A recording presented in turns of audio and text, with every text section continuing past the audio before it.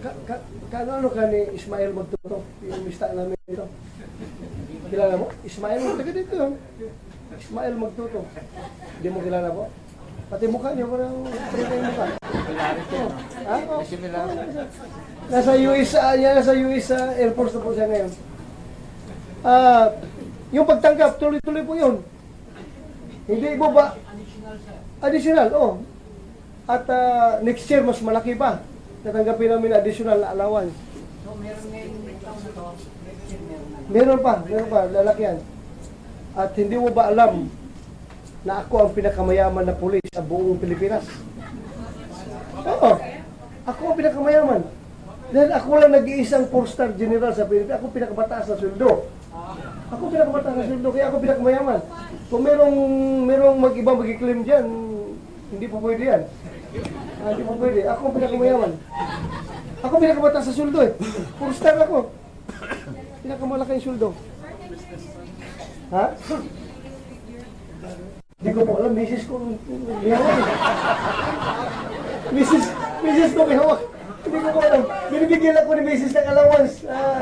Allowance dito eh, 2,000 for this week. Allowance mo. Every week, bigyan ako 2,000 pang allowance. Yan po. Ako ko, meron ba dito? Ikaw, alam mo, kung ko, sweldo ko? Yung basic ko sir, 106. Sa isipin mo, 106. Last year na sir. Kaya yung mga illegal gambling operators dito, hindi nila ako mabablay. Napakayaman ko, 106 monthly, di ba? Basic salary, oh. Hindi nila ako mabablay. Malaki sweldo ko. Oh. Thank you very much, sir. Tatlo yung anak ko. Dalawang magagandang babae at isang pugi na lalaki. Okay, sir, our next question will come from CLTV. Good afternoon, sir. Sir, tanong ko lang po, may mga madadagdag po ba na LGUs and police officers sa mga sangkot sa illegal na droga? Continuing yung validation na ginagawa ni Presidente. Nandun ka Presidente ang listahan eh. All other agencies nagsasubmit yan ng mga input sa kanya at pinabalidate niya. Marami pa yung lalabas. Marami pa, madagdagan pa yan. Bakit po kaya medyo natagalan ngayon? At saka ilan po ba ang mga madadagdag pa? Natagalan yan dahil sinisiguro talaga na makasama ni iba. Nung paglabas sa listahan, ang dami nagagalit. Ang dami nagtitik sa akin. Bakit hindi kasama yung mayor namin dito na alam namin ito yung drug lord dito at napakalakas ng droga sa aming munisipyo dahil yung mayor namin siya mismo drug lord. Maraming ganun ng mga text yung nagagalit. So pinabalidate namin. Madagdagan pa yan. At kung ilan, marami yan. Hintay-hintay ka lang. Sir, yes sir, thank you sir. Last question, sir. We have Aya Makalma from PTV4. Hi, sir. Good afternoon, sir. Going back to the Mayor Sara, was that a wise move from her after the incident ng pagtanggal?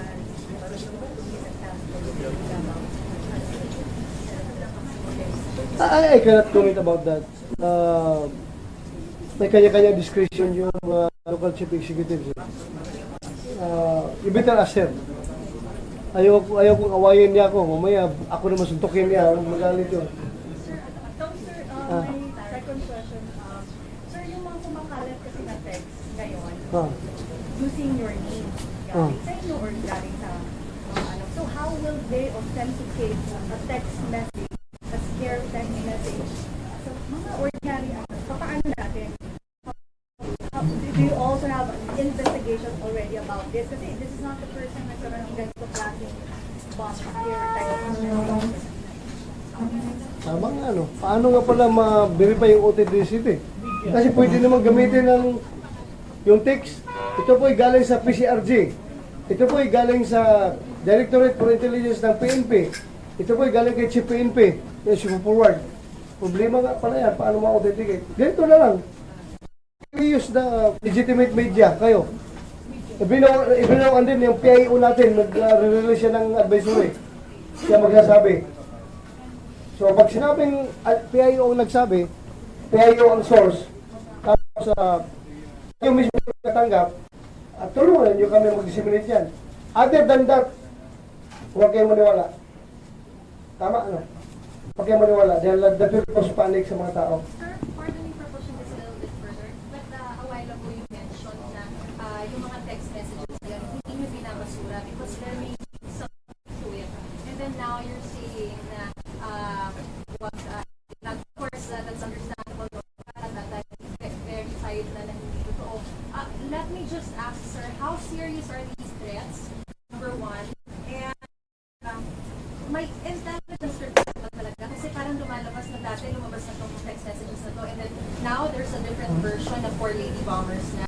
So may mga different versions pa to. And what is the purpose for releasing or spreading this kind of text messages? Alam mo, yung spreading, we are not the ones spreading. Yes, Ini-spread lang namin sa aming mga lower units para aware sila about the information.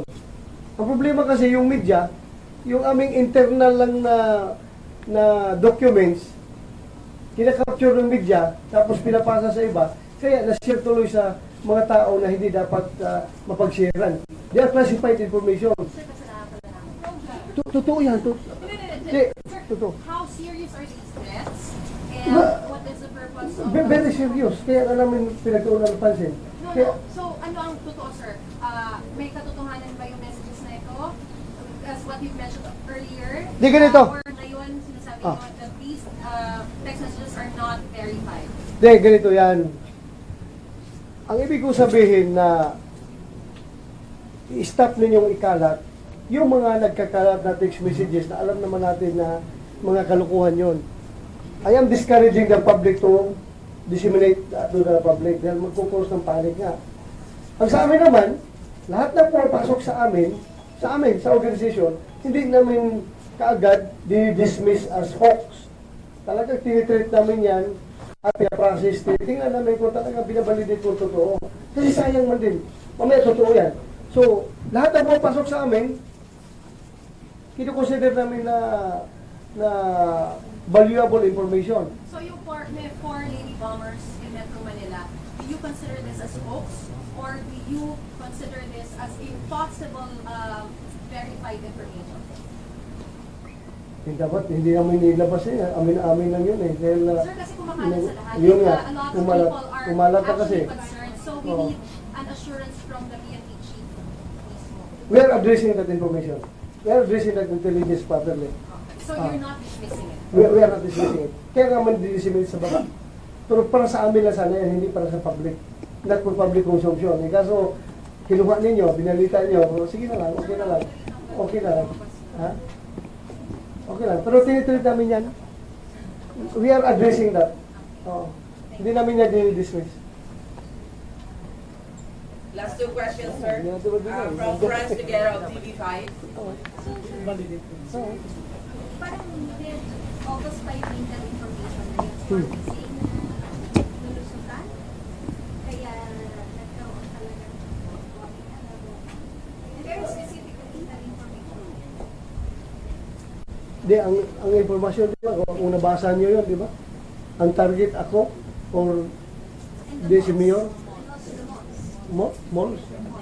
Nasa ako yan? Nakalagay? Yung information sa amin, suicide namin yun. Yayakapin ako ng naka-vest ng bomba. Ng ano yun, yung makapal na sanit na kuwan. Pero kung kasing ganda yung dalawa maggayakap sa akin, yayakapin ko rin kayo. Akala nyo?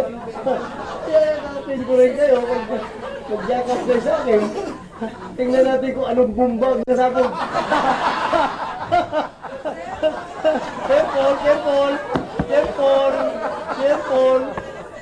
Careful. Ha? Laka. Nanonood yung misis ko ngayon. Ito mamaya. Ano? So, may possibility nga na nalusutan. Ano yung tingin then noong August 25, it happened. Oh, ano pa ang masasabi ko yan? Alam mo, sige ako, hindi nalusutan, may sumabog na eh. Yun talaga, may sumabog na. So, yeah, may sumabog. Sir, yan po ang magkukos din. Siyempre, ngayon nalaman na ng mga tao na may ganun yung intel nangyari yun. Siyempre, yung reassurance lang sir na we're on top of the situation. As I have said, we are working on that. We are working on that. Wala lang kasi yung kapulisan. Kasi nalusutan. As natin, game 1 pa lang yun sa series. Series itong terrorism. Sir, pero may nag-higit pa tayo nung natanggap yung ganun natin? Yes, pinasa natin sa baba. And the territorial units are responding accordingly. Yes, They responded accordingly. Yung Davao nga lang, doon tayo tinamaan.